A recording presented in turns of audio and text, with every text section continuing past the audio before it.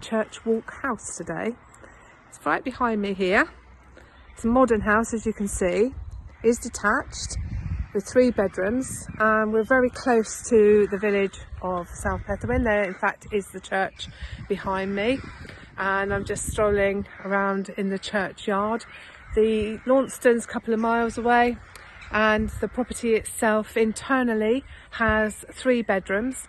One of them is en suite. There's a lovely, downstairs you've got a lovely kitchen with just about enough room for a table in there as well, and the lounge also can accommodate a table if you wanted it to. You've got outside, you've got a small garden, and down the side of the property you can park 2 cars. So it's definitely worth viewing. Have a look at the video and then book a viewing.